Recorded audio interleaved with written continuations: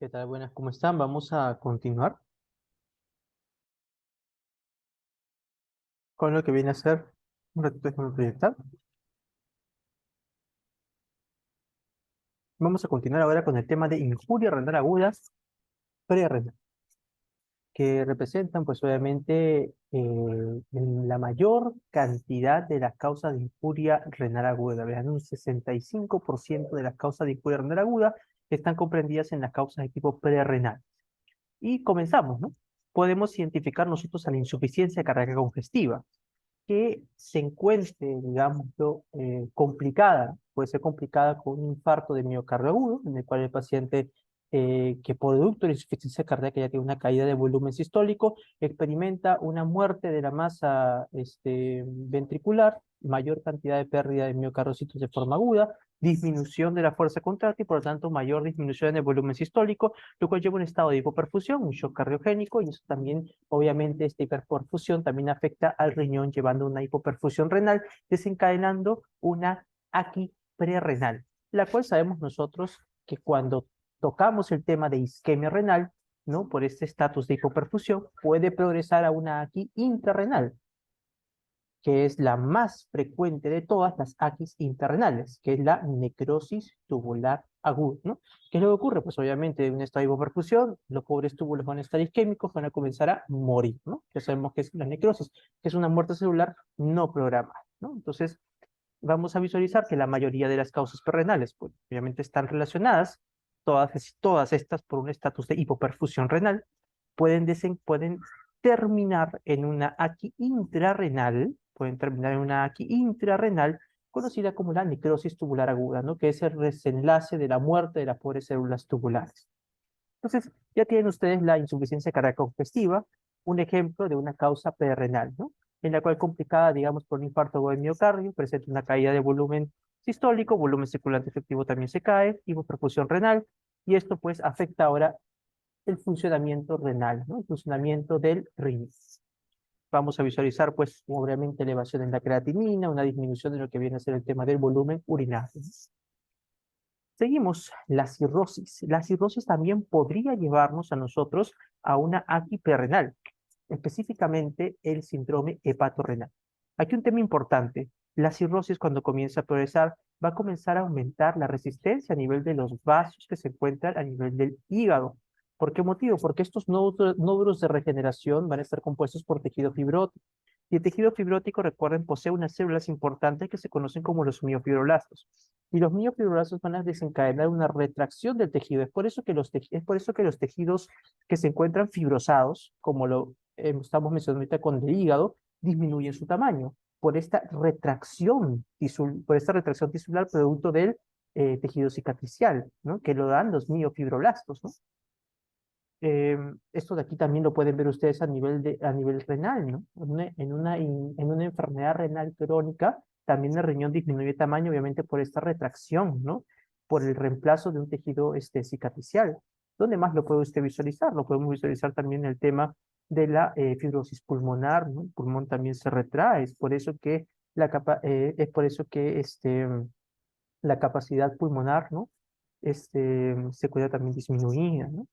Bueno, entonces estamos mencionando nosotros que esta retracción que se da a nivel del tejido hepático, del hígado, va a pues aumentar la presión a nivel tisular y va a favorecer el colapso, va a estar a favor del colapso de los vasos sanguíneos que están en dicha región. Y es importante recordar este tema, porque esta retracción va a favorecer un aumento en la resistencia de los vasos sanguíneos a nivel hepático, los cuales van a llevar a un aumento, ¿no? A un aumento proximal de la presión vascular.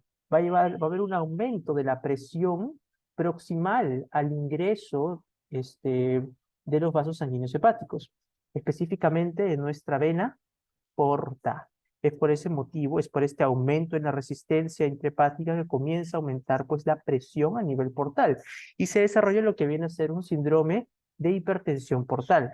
Ahora, este síndrome de hipertensión portal pues obviamente no va a pasar no va a pasar una cantidad adecuada de volumen a través de lo que viene a ser la circulación intrahepática, por lo tanto, esta sangre que debería salir por la suprahepática disminuye su salida, va a comenzar a almacenarse mayor cantidad de volumen a nivel del sistema venoso portal. Este aumento de volumen a nivel de este venoso portal lleva pues a un aumento de la presión, a un aumento de la presión venosa portal, porque recordemos que presión viene a ser fuerza sobre superficie, entonces hay mayor cantidad de volumen, va a ejercer una mayor cantidad de fuerza sobre la superficie de las paredes de la vena porta, y esto nos lleva a una hipertensión portal. Esta hipertensión portal va a llevar a la liberación, interesante recordar, va a llevar a la liberación de moléculas vasodilatadoras. Dentro de esto es importante y no olvidar el óxido nítrico. Entonces, cuando en un estatus de cirrosis asociada a hipertensión portal se comienza a liberar óxido nítrico para favorecer la vasodilatación de la circulación venosa portal y almacenar y poder tener suficiente capacidad para almacenar esta sangre que está quedando acumulada en dicha región, se libera el óxido nítrico, ¿no? Pero también lamentablemente, de manera colateral, el óxido nítrico juega como una espada de doble filo. Ya veo mucho que una espada de doble filo tiene un filo que te permite cortar y un filo pues que cuando rebota el corte te puede hacer daño, ¿no? Por eso se dice es una espada de doble filo, porque si bien favorece esta dilatación, esta relajación de la circulación venosa portal para almacenar mayor cantidad de sangre, lamentablemente también este óxido nítrico va a ir hacia la circulación arterial, específicamente la circulación arterial esplácnica. Y dentro de la circulación arterial esplácnica tenemos a nuestras arterias renales. Va a haber una vasodilatación de las arterias renales, vasodilatación de las arterias responsables de irrigar el tracto gastrointestinal. Al haber una vasodilatación se va a acumular mayor cantidad de líquido a nivel del tracto gastrointestinal, mayor cantidad de sangre a nivel de la circulación arterial del tracto gastrointestinal, y esto va a disminuirme el volumen circulante efectivo. Pero no solo se queda aquí, como tengo también una vasodilatación de las arterias renales, eso también disminuye aún más la perfusión hacia el riñón. Y es por ese motivo que se desarrolla este síndrome hepatorrenal, en el cual, producto de la liberación del óxido nítrico, ¿no? A nivel de ese síndrome de hipertensión portal, se da una disminución del volumen circulante efectivo, un estatus de hipoperfusión renal, genera una injuria renal aguda de tipo perrenal, ¿no? Desencadenada por cirrosis, ¿no? Un síndrome hepatorrenal. Continuamos ahora con el síndrome nefrótico. El síndrome nefrótico, vamos a ver nosotros que lamentablemente cuando hablamos nosotros de la teoría del infrallenado, ¿ah? Para poder hablar eh, de una injuria renal de tipo perrenal, nos vamos a enfocar en la teoría del infrallenado, en la cual en el síndrome nefrótico, al descender lo que viene a ser la concentración de proteínas séricas por la pérdida de orina, disminuye la presión oncótica, por lo tanto, el líquido intravascular comienza a perderse a nivel del intersticio. Esto nos lleva a una disminución de volumen circulante efectivo. Y esta disminución de volumen circulante efectivo nos puede llevar a un estatus de hipoperfusión renal, ¿no? Que puede desencadenarnos, ¿no? Una ACI de tipo prerenal. Continuamos con lo que viene a ser el tema de la sepsis. En la sepsis, ¿no? Lo van a ver en la mayoría de los artículos, se caracteriza por presentar un shock de tipo distributivo. Recuerden ustedes la sepsis, ¿no? Dentro de eso es lo que viene a ser el estímulo de la óxido nítrico sintetasa inducible, ¿no? La INUS, que aumenta la producción de óxido nítrico, genera vasodilatación arterial, lo cual disminuye lo que viene a ser la perfusión renal, ¿no? Disminuye la perfusión renal porque la vasodilatación disminuye el volumen circulante efectivo. Desde ese primer punto de vista. Aparte, la sepsis, como hay una respuesta inflamatoria sistémica, va también a estimular un aumento de la permeabilidad capilar, lo cual va a llevar a que haya un mayor pasaje de líquido del intravascular hacia el intersticio, ¿no? Llevándonos también a un shock, aportando, ¿no? Lo que vendría a ser un shock desde un punto de vista hipovolémico. Es por ese motivo que se menciona muchas veces que la sepsis viene a ser un shock de mecanismos mixtos, ¿no? Un shock distributivo por el estatus de vasodilatación por óxido nítrico, pero también un shock con características hipovolémicas por el aumento de la permeabilidad capilar, ¿no? Continuamos. Ahora con el tema de la anafilaxis, también por un mecanismo diferente, en este caso el de la sepsis, la NOx estaba dado por un patógeno que va a desencadenar esta respuesta inflamatoria. En esta situación, en el tema de la anafilaxis, pues podemos atribuirlo en este caso a una NOx, un alergeno, ¿no? Que más bien se encargue, pues, ¿no? De generar una liberación histaminérgica importante, ¿no? Y, bueno, también llevando al mismo desenlace de la sepsis, ¿no? Una vasodilatación, un aumento de la permeabilidad capilar, ¿no? Que también, pues, puede terminar desencadenando una hipoperfusión renal, ¿no? Al igual que como se visualiza también en la sepsis, ¿no? De la misma forma, por los mismos mecanismos manifestados, ¿no?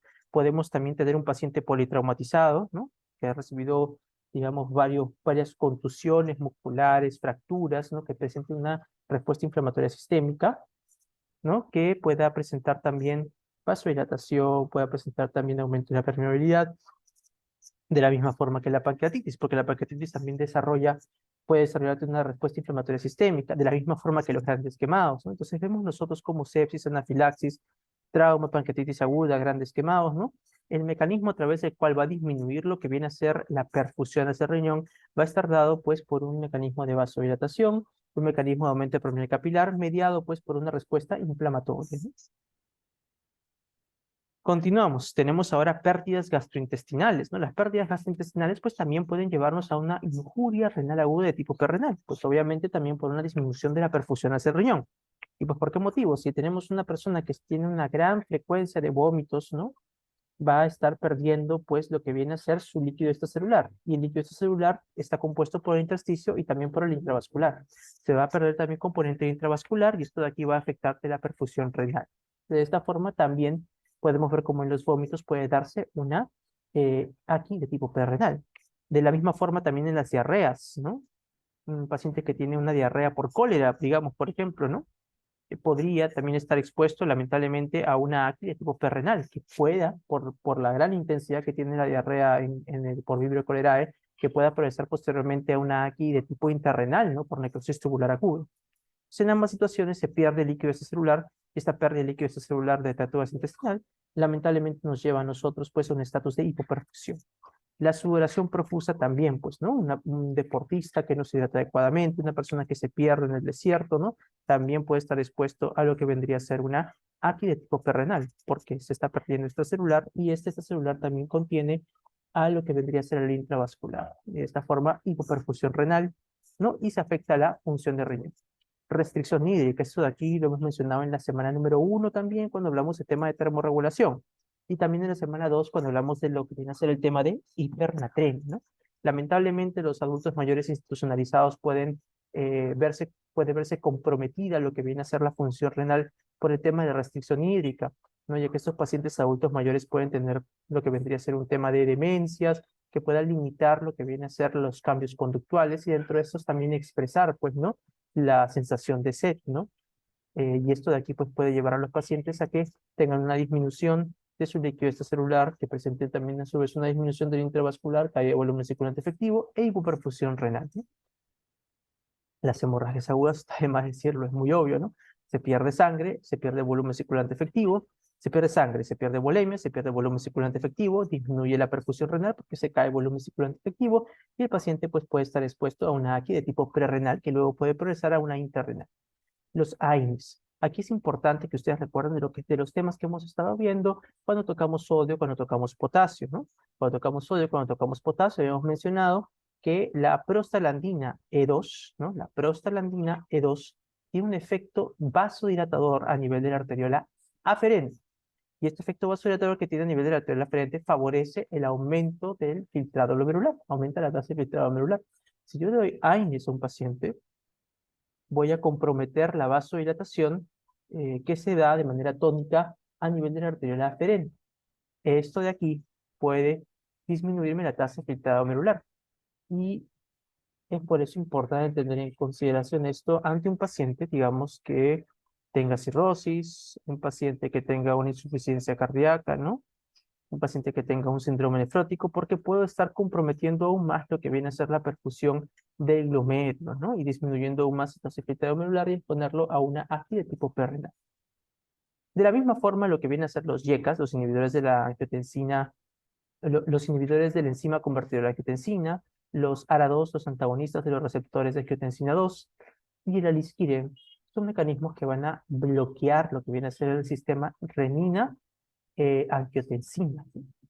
¿Y por qué motivo es importante recordar esto, no? Bueno, por cómo esto de aquí va a generarme una aquí de tipo perrenal. Lo que ocurre, ya lo van a ver a continuación, es que los YECAs, los ALA2 y el alisquiren, al evitar que se produzca angiotensina 2 o al bloquear de los receptores de angiotensina 2, van también a realizarlo a nivel de los receptores de las fibras musculares de la arteriola eferente. La angiotensina 2 a nivel de la arteriola eferente genera un estado de vasoconstricción. Y si hago una vasoconstricción del eferente, si hago una vasoconstricción de la arteriola eferente, aumento lo que viene a ser la presión intraglomerular. De esta forma, favorezco o aumento la tasa de filtrado glomerular. Si yo bloqueo la actividad de la angiotensina 2 o evito que se produzca angiotensina 2, esta arteriola eferente va a aumentar su luz, ¿no? Se va a vasodilatar y disminuye la tasa de filtrado glomerular. De esta forma es que estas manifestaciones pues pueden llevarme a una injuria de tipo prerrenal, ¿ya?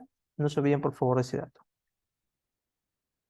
Bueno, vamos a revisar ahora cada una de estas. Tenemos aquí nosotros la ICC, ¿no? La insuficiencia cardiaca congestiva. En insuficiencia cardiaca congestiva izquierda, vamos a ver nosotros lo siguiente, ¿no? Que a nivel retrógrado, o sea, a nivel pulmonar, va a haber un aumento, se va a manifestar un aumento de la presión hidrostática. ¿Por qué motivo? Porque este ventrículo izquierdo, en este ejemplo que estamos brindando nosotros, no va a tener la suficiente fuerza contráctil para poder botar una cantidad adecuada de sangre, un volumen sistólico adecuado. Esto va a llevar a que comience de forma retrógrada a acumularse líquido en el ventrículo izquierdo, en la aurícula izquierda, en las venas pulmonares y a nivel de la circulación intrapulmonar, aumentando a nivel intrapulmonar la presión hidrostática capilar, favoreciendo lo que viene a ser entonces un edema, ¿no? Un edema, ¿ya? Un edema de tipo pulmonar.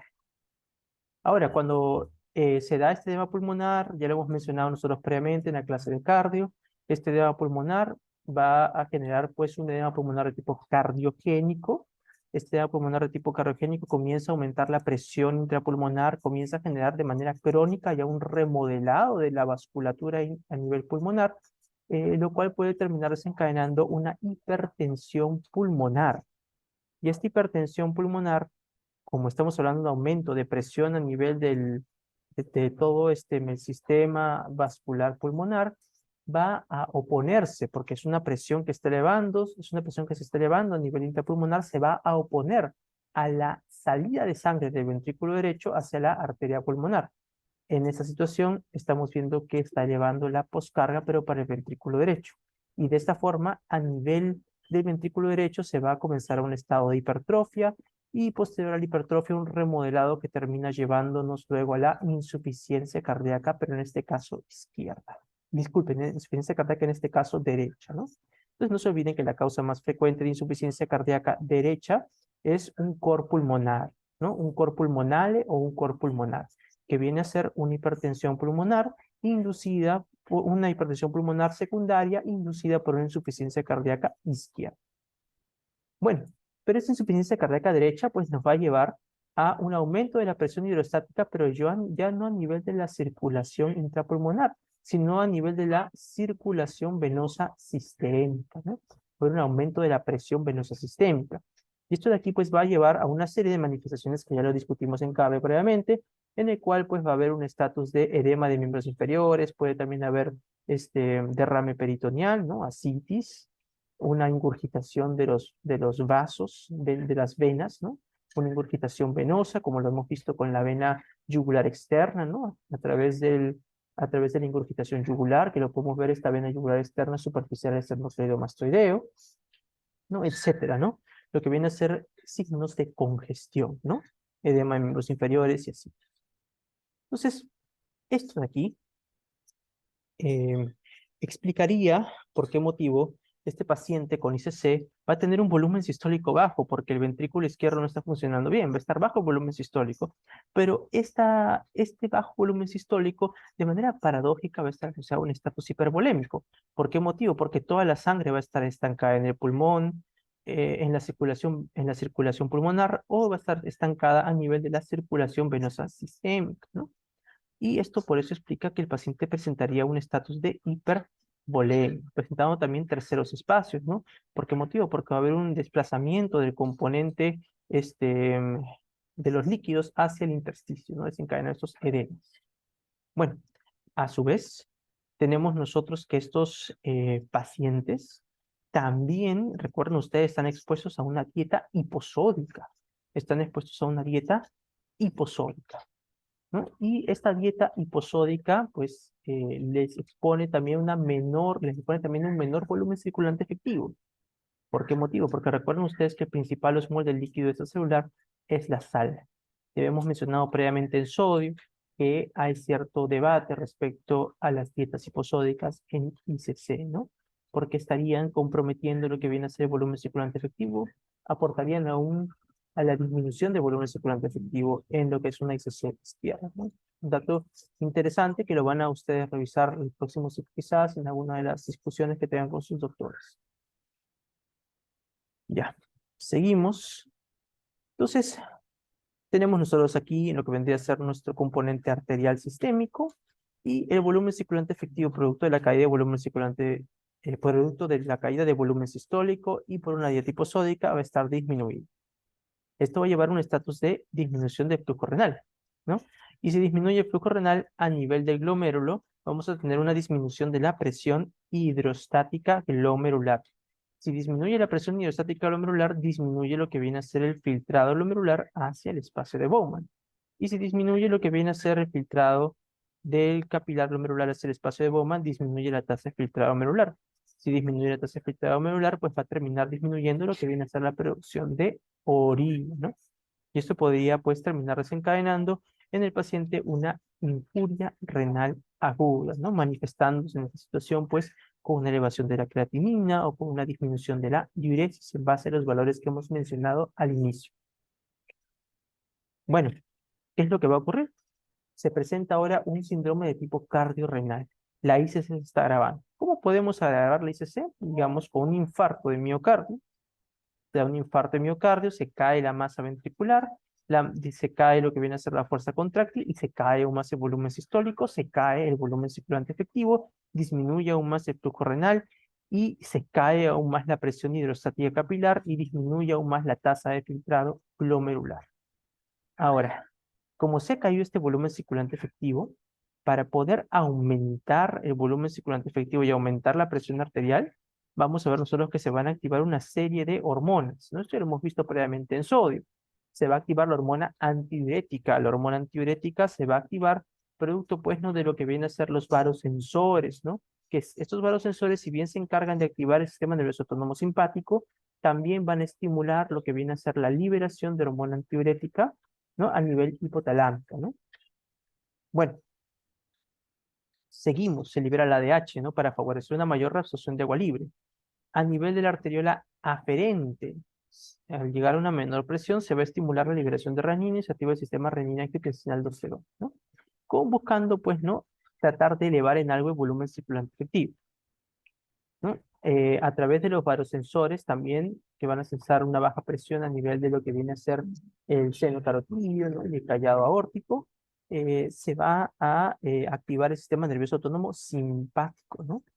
Y ese sistema nervioso autónomo simpático que busca aumentar lo que viene a ser la presión arterial a través de un estatus de vasoconstricción, de aumento de la actividad cardíaca. También vamos a ver, lamentablemente, lo que va a hacer es aumentar, pues, la resistencia de la arteriola aferente. Y este aumento de la resistencia de la arteriola aferente es lo que puede también, pues, de manera colateral al mecanismo compensatorio, terminar aportando aún más a la AQI, ¿no? Terminar aportando aún más a la AQI. Bueno, se manifiesta pues una injuria renal aguda en este paciente que presenta una insuficiencia cardíaca congestiva, en este caso agravada por un infarto de miocardio, se desarrolla un AQI, ¿no? Entonces, en este paciente es importante recordar el ejercicio que habíamos comentado en el inicio. Esperaríamos nosotros identificar en estos pacientes que tienen ICC, ¿cómo esperaría usted identificar el sodio? Como un estatus de una hiponatremia hipervolémica y posmolar, que era lo que habíamos comentado previamente por esta elevación de la ADH, elevación del RAS. ¿Cómo esperaría usted encontrar lo que viene a ser el potasio aquí en el contexto ya de una AQI? En el contexto de una AQI esperaríamos identificar una elevación de las concentraciones de potasio sérico. Podríamos encontrar una hipercalemia. ¿Por qué motivo? porque recordemos que el principal órgano en mediar la excreción de potasio del cuerpo es el riñón. Y en este caso la función renal se cae, por lo tanto disminuye la excreción de potasio. Podemos estar expuestos ante una hipercalemia. De la misma forma, ¿qué va a pasar con el fosfato? Recordemos lo que vimos en la semana número 3. Ya hemos visto, hemos recordado semana 2 de sodio, semana 3 de potasio, semana 3 de fósforo y calcio. Con relación al fósforo, recordemos nosotros que el túbulo contorneado proximal es quien cumple con la función de mediar, ¿no? De mediar lo que viene a ser el tema de la reabsorción de fósforo, ¿no? Pero esto de aquí se va a dar gracias al fósforo que se está filtrando a través del glomérulo, ¿no? Entonces, aquí lo que va a ocurrir es que va a haber una disminución del filtrado, ¿no? Una disminución del filtrado glomerular, y si disminuye lo que viene a ser el filtrado glomerular, se va a filtrar menos fósforo, se va a eliminar menos fósforo, y va a terminar desencadenando un estatus de hiperfosfatemia, ¿no? Pues, es una manifestación electrolítica importante recordar producto de las AQIs. Y recuerden ustedes, lo hemos visto también en calcio, recuerden ustedes que el calcio puede estar libre o unido a proteínas o a aniones. Y si en este caso aumenta el fósforo, estaría disminuyendo el calcio libre. ¿Por qué motivo estaría disminuyendo el calcio libre? Porque al aumentar el fósforo, una mayor cantidad de aniones, el calcio libre se va a comenzar a unir a este fósforo que ha aumentado. Van a formar complejos, y estos complejos van a disminuir lo que viene a ser las concentraciones de calcio iónico o calcio libre, ¿no? Y vamos a tener entonces manifestaciones clínicas de un estatus de hipocalcemia. Muy bien. Vamos ahora a revisar, ¿no? ¿Cómo es que llamamos, ¿no? A esta condición en la cual un paciente tiene una ICC, que se complica con un infarto de miocardio y termina pues desencadenando un shock cardiogénico que puede llevarnos a un estatus de hipoperfusión renal que termine desencadenando una incuria renal aguda. A esto le llamamos un síndrome cardiorrenal de tipo 1, un síndrome cardiorrenal de tipo 1, ¿no? En ese síndrome cardiorrenal de tipo 1 que sé que está aquí, podemos ver lo siguiente, ¿no? Un paciente que tiene una falla cardíaca, una insuficiencia cardíaca, que le lleva al desarrollo de una incuria renal aguda. ¿Cuál sería el ejemplo? Un infarto de miocardio, ¿no? Un infarto de miocardio. Se parece síndrome cardiorrenal de tipo 1, ¿no? Que acabamos nosotros de comentar que puede desencadenar una... Ahí está.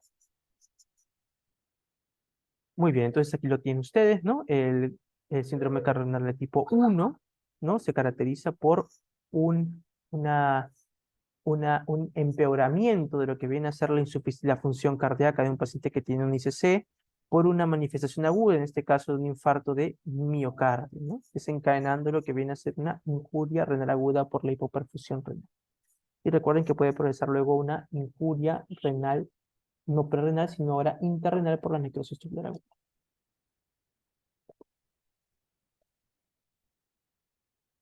Vamos ahora al tema de la cirrosis. En el tema de la cirrosis, habíamos estado comentando nosotros que hay una disminución en la producción de albúmina. Esta disminución en la producción de albúmina va a llevarnos a una disminución de la presión oncótica capilar. Y esto va a disminuir la capacidad de reabsorción que se tiene que dar a nivel de las vénulas postcapilares, generando una mayor cantidad de líquido a nivel intersticial, desencadenando edemas, ¿no? Desencadenando edemas y disminución de lo que respecta al volumen intravascular, porque se queda ahora más líquido a nivel de los tejidos. Entonces, se cae la albúmina, se cae la presión oncótica, se comienza a dar un estatus hipervolémico, un estatus también de formación de terceros espacios. Entonces, por este estatus de disminución de la presión oncótica se dan edema en miembros inferiores, el paciente con cirrosis por eso presenta edema en miembros inferiores, el paciente con cirrosis te presenta también ascitis, ¿no? Y bueno, se cae el volumen circulante efectivo. Y como se cae el volumen circulante efectivo, se cae también el flujo hacia el riñón, ¿no? Y esto también va a terminar afectando lo que viene a ser la presión hidrostática capilar glomerular, ¿no? Se cae la presión hidrostática capilar glomerular, igual que hemos visto en el tema del ICC, disminuye lo que viene a ser el filtrado del capilar hacia el espacio de Bowman, por lo tanto, se cae la tasa de filtrado glomerular y esto disminuye la producción de orina. pudiendo llevar al paciente pues a una de las manifestaciones de la AQI que viene a ser la oliguria y la anuria, ¿no? La cual, recuerden, tiene que ser cuantificada en un tiempo no menor de 6 horas, pues para poder establecer el diagnóstico según lo que nos dice la CADI. Ya, muy bien. Pero para poder desencadenar de manera así óptima, no óptima, ¿no? Pero para poder desencadenar lo que viene a ser esta injuria renal, ¿no?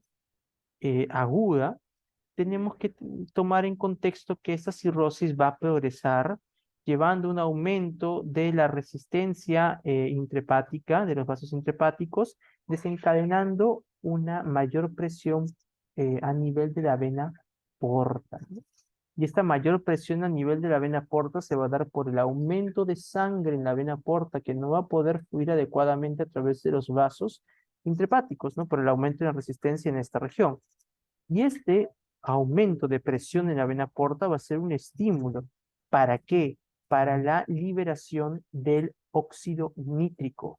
Y esta liberación de óxido nítrico vamos a ver a favorecer una vasodilatación a nivel de la porta para poder almacenar una mayor cantidad de sangre a nivel venoso con una menor presión. Eso vendría a ser lo que se busca al producir óxido nítrico, pero lamentablemente una de las cosas que vamos a evidenciar es que no solo va a comprometer al componente venoso, sino que va a comprometer al componente, va a comprometer también al componente arterial esplácnico, ¿no? A lo que viene a ser nuestra arteria mesentérica superior, nuestra arteria mesentérica inferior, ¿no? La arteria del tronco celíaco, ¿no? Y también lo que vendría a ser, pues, nuestras arterias pares como la arteria renal, ¿no? También es un tema importante tener en consideración que se va a dar un estatus de vasodilatación arterial y esto lamentablemente va a hacer que disminuya el volumen circulante efectivo, ¿no? Disminuye el volumen circulante efectivo por esta producción de moléculas vasodilatadoras, dentro de esta la más importante recordar el óxido nítrico. Esto me disminuye aún más el volumen circulante efectivo y lamentablemente pues termina generando un estatus agudo de hipoperfusión renal en la cual aumenta el sistema nervioso autónomo simpático. El sistema nervioso autónomo simpático, si bien busca aumentar la resistencia, busca aumentar la frecuencia cardíaca, la fuerza de contracción, lamentablemente también va a llevar a una mayor vasoconstricción de la arteriola aferente, ¿no? Disminuyendo aún más la tasa de filtrado medular, ¿no? Tendremos también nosotros aquí lo que viene a ser nuestra ADH. Tenemos aquí nuestra ADH, nuestro sistema renina, angiotensina, aldosterona, ¿no? Que también se van a elevar y van a generar pues los cambios que ya hemos visto previamente en ICC, ¿no? Y bueno, tenemos nosotros a nivel de lo que viene a ser el tema del sodio, también una hiponatremia, hiposmolar hipervolémica, como está comprometiéndose la función renal, una hipercalemia, una hiperfosfatemia, y por la misma hiperfosfatemia, una hipocalcemia, ¿no? Un estatus de hipocalcemia. No se olviden, por favor, que también va a haber alteración del metabolismo ácido-base, ¿no? En este caso, en ICC y en la cirrosis, cuando se compromete la función renal, va a haber una mayor retención de ácidos, ¿no? Va a haber un aumento en la concentración de hidrogeniones, llevándonos a una acidosis de tipo metabólica. Una acidosis de tipo metabólica, que en un inicio va a ser una acidosis de tipo metabólica con anion GAP normal, y posterior va a ser una acidosis metabólica con anion GAP elevado. ¿Por qué motivo? Porque las toxinas urémicas van también a favorecer un aumento en la concentración de hidrógeno, ¿no? Y aquí lo que va a estar elevándose van a ser esas toxinas urémicas que son aniones no medidos y por eso se eleva el anion GAP después.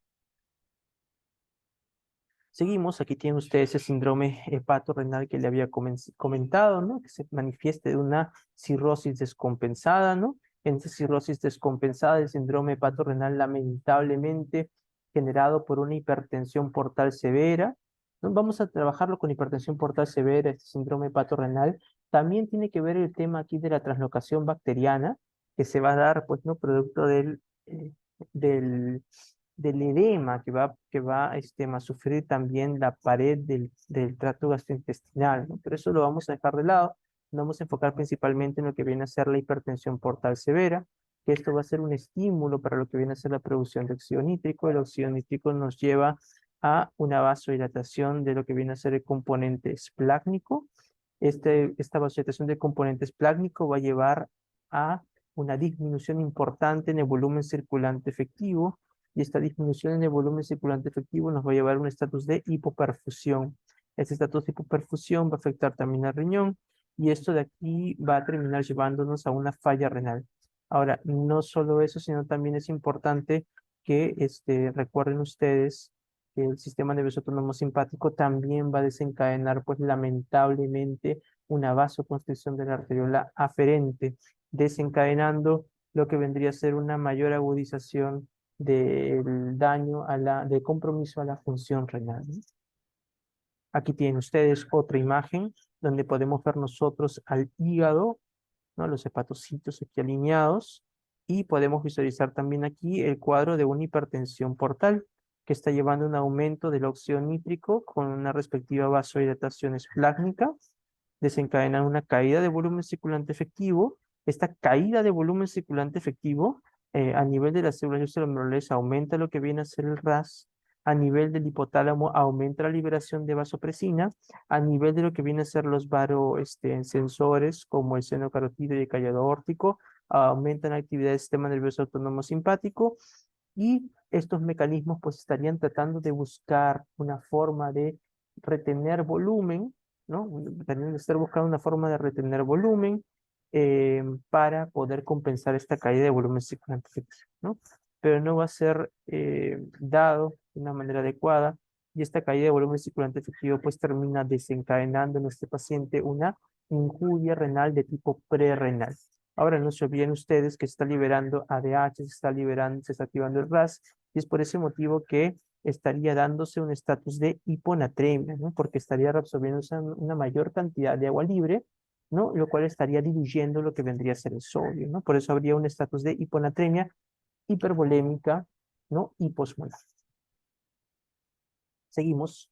Vamos a hablar del tema del síndrome nefrótico. Es la misma situación. Aquí se cae la presión oncótica.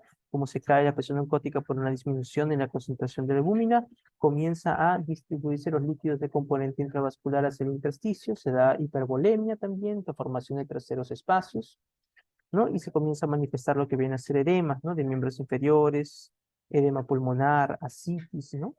Y el volumen circulante efectivo comienza a disminuir, ¿no?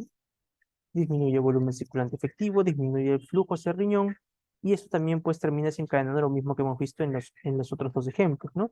Se cae lo que viene a ser la presión hidrostática capilar, por eso se cae también la tasa de filtrado glomerular. Si se cae la tasa de filtrado glomerular, se cae lo que viene a ser entonces el volumen urinario, ¿ya? Y se manifiestan pues también cuando se dé algún evento que disminuya de manera importante el volumen circulante efectivo, o sea, un síndrome nefrótico, estaría pues también afectándose lo que vendría a ser el sistema nervioso autónomo. Para poder compensar esta caída de volumen circulante efectivo, se activa el sistema nervioso autónomo, que aumenta la resistencia lamentablemente a nivel de nuestras arteriolas, ¿no? Aferentes, y disminuye aún más lo que viene a ser la presión hidrostática capilar. Se activa la ADH, se activa el RAS, ¿no? Y esto de aquí nos ayuda a comprender también por qué motiva el paciente con un síndrome nefrótico cuando se encuentra comprometido el volumen circulante efectivo, pues no te puede presentar un estatus de hiponatremia, hipervolémica y posmolar, junto con una hipercalemia, junto con una hiperfosfatemia y una hipocalcemia, ¿no? Por lo que ya hemos comentado previamente. Aquí está el tema del síndrome nefrótico, ¿no? Habíamos estado comentando esto ya en la otra grabación. Tenemos una enfermedad renal que desencadena una proteinuria en rango nefrótico mayor a 3.5, se cae lo que es la albúmina sérica, se cae la presión oncótica, y hay un desplazamiento del intravascular hacia el intersticio, ¿no? Y esto termina desencadenando una disminución en lo que viene a ser el plasma, una disminución en el volumen circulante efectivo, ¿no? Inclusive está pudiendo desarrollar una hipotensión ortostática en el paciente, y una respectiva expansión del componente intersticial manifestándose como edema. Dentro de estas manifestaciones en las cuales tenemos una caída del volumen circulante efectivo, vamos a tener como mecanismos compensatorios, ¿qué cosa? Un aumento de la hormona antidiurética, un aumento del sistema renina-angiotensina-aldosterona, ¿no? Un aumento de la norepinefrina por actividad del sistema nervioso autónomo, ¿no? Y esto de aquí supuestamente estaría buscando compensar esta caída de la tasa de filtrado medular, ¿no? Que puede, pues obviamente, si es que se complica ese síndrome nefrotivo con otra situación, con otro componente que te genere hipoperfusión, puede llevarte a una injuria renal de tipo prerrenal, ¿no? Y no se olviden también que ese síndrome nefrótico, pues por esta eh, hormona antidiurética y sistema RAS, también te puede terminar llevando a un estatus de una hiponatremia. Ok, vamos ahora a otro tema importante que viene a ser la inflamación. En un estatus de inflamación sistémica, una respuesta inflamatoria sistémica aguda, pues vamos a tener nosotros que las mismas interleuquinas van a terminar generando una activación endotelial con un respectivo aumento de la permeabilidad endotelial, llevando a una fuga de líquido intravascular hacia el intersticio. Es por eso que estos pacientes pueden llegar a presentar TDMs, ¿no? Sin aumento de la permeabilidad. Esto lo podemos ver, por ejemplo, en los componentes anafilácticos dados por los mastocitos. Podemos verlo también en los componentes infecciosos, cuando estamos hablando aquí de un shock séptico, aquí tenemos un shock anafiláctico, y lo podemos también visualizar nosotros en un cuadro de una pancreatitis, ¿no? En el cual puede estar al mismo tiempo manifestándose un shock distributivo y un shock hipovolémico, no más que nada por la formación de estos terceros espacios, por el aumento de la permeabilidad capilar. Entonces ahí tiene usted la formación de terceros espacios. Esto puede desencadenar edema pulmonar, puede desencadenar edema en miembros inferiores, ascitis, ¿no? Entre otras cosas. Este edema, pero desencadenado por un aumento de la permeabilidad capilar. Ahora, el corazón va a recibir va a tener un menor retorno venoso, porque como tiene un menor retorno venoso, esto de aquí va a terminar manifestándose como una disminución de volumen circulante efectivo. Ahora, la inflamación, importante recordar, aparecer aquí ahorita arriba del vaso sanguíneo, de la arteria, no solo pues va a estimular la activación endotelial, favoreciendo una mayor permeabilidad, ¿no? Sino que también a través de la producción de la óxido nítrico, a través de la actividad de la óxido nítrico sintetasa inducible, aumenta la producción de óxido nítrico, llevando pues un estatus de vasodilatación y disminuyéndote en conjunto estos dos mecanismos aún más el volumen circulante efectivo, ¿no? Disminuye entonces el flujo del riñón, disminuye la perfusión renal, ¿no? Entonces disminuye la tasa de filtrado medular porque hay menor perfusión al riñón, por lo tanto se cae la presión hidrostática capilar, disminuye entonces el ultrafiltrado hacia el espacio de Bowman y eso termina pues disminuyendo el flujo urinario, ¿no? Esto de aquí, esta disminución de volumen circulante efectivo termina activando la hormona antidiurética, sistema renina-angiotensina-aldosterona y también lo que vendría a ser el sistema nervioso autónomo simpático, el cual de manera contraproducente estaría pues aumentando la resistencia a nivel de arteriola aferente, disminuyéndote pues aún más lo que vendría a ser esta presión hidrostática capilar y afectando aún más la producción de orina. Y aumentando, obviamente, que no se va a eliminar las concentraciones de creatina. Valores, ¿no? Importantes para poder determinar la presencia o ausencia de una injuria renal. Bueno, aquí en este paciente séptico que tiene un compromiso renal, pues vamos a evidenciar un aumento en las concentraciones séricas de potasio, un aumento en lo que viene a ser los fosfatos y la disminución del calcio, ¿no? Son los electrolitos que podemos visualizar. Y obviamente se va a potenciar también aún más en este paciente séptico lo que viene a ser la acidosis de tipo metabólica, ¿no? Recordar que en este paciente séptico ya se estaba, en este paciente que tiene un estatus de hipoperfusión, ya se está pues realizando lo que viene a ser una acidosis metabólica, ¿no? Por la producción, por el aumento en la producción de lactato por el estatus de hipoperfusión. Bueno, entonces recuerden ustedes que estas respuestas inflamatorias sistémicas, ¿no? Pueden manifestarse por una respuesta a anafilaxis, ¿no? Las anafilaxis que ya hemos visto nosotros, ¿no? Una deficiencia, ¿no? Del inhibidor de la C1 a nivel del complemento puede terminar desencadenando un angioedema, ¿no? Puede terminar desencadenándonos un angioedema. Junto con eso también un síndrome eh, un shock, disculpen, distributivo, ¿no? De tipo anafiláctico. Y no se olviden también de lo que vienen a ser los inhibidores de la enzima convertidora de la angiotensina, que habíamos comentado nosotros que esta enzima, que esta ECA, enzima convertidora de la angiotensina, no solo favorecía la conversión de la angiotensina 1 a la angiotensina 2, sino que permitía el catabolismo de la bradiquinina. Y como una complicación podría estar el tema de la, recuerden ustedes, ¿no? De la tos nocturna que padecían estos pacientes, porque la bradiquinina iba a disminuir el umbral de los receptores tusígenos. Pero a su vez también, como aumenta la bradiquinina, pues aumenta lo que viene a ser la probabilidad de tener una respuesta, ¿no? Una respuesta inflamatoria que pueda terminar desencadenando una anafilaxis, ¿no? Bueno, nos vamos ahora al tema de la sepsis, ¿no? Como ven ustedes, dentro de las etiologías asociadas a sepsis, tenemos ahí a la E. coli, a la Klebsiella pneumoniae, al Staphylococcus aureus meticilino sensible, al Streptococcus pneumoniae, a otras especies de estreptococos, ¿no? Al Enterococcus fecalis, a la Pseudomonas aeruginosa, ¿no? A especies de Enterobacter, ahí tienen ustedes al Staphylococcus aureus meticilino resistente, ¿no? Por ahí, pues, ¿quién más pueden ver ustedes ahí? Al Streptococcus agalactiae también, ¿no? Entonces, esos son causales de sepsis, ¿no? Como ven ustedes, también, obviamente, el agente va a variar dependiendo del foco de la sepsis, ¿no? Respiratorio, urinario, abdominal. Entonces, estos de aquí, que son las noxas responsables de desencadenar una respuesta inflamatoria sistémica, ¿no? Que van a ser los responsables en desencadenar la sepsis, ¿no? Entonces, ahí los tienen. Es una causa, entonces, esos son los agentes etiológicos responsables en desencadenar sepsis. Y recuerden que la sepsis, pues, es una causa importantísima de injuria renal aguda de tipo prerrenal. Otras causas de inflamación sistémica, pero no infecciosa, tienen ustedes la pancreatitis aguda que ya lo hemos comentado. Tenemos también los pacientes politraumatizados que ya los hemos mencionado, la misma cuestión, que se da una respuesta inflamatoria sistémica no infecciosa, ¿no? Aquí el causal de la respuesta inflamatoria van a ser la expresión, va a ser, disculpen, la presencia de PAMPs, no, disculpen, la presencia de DAMPs, ¿no?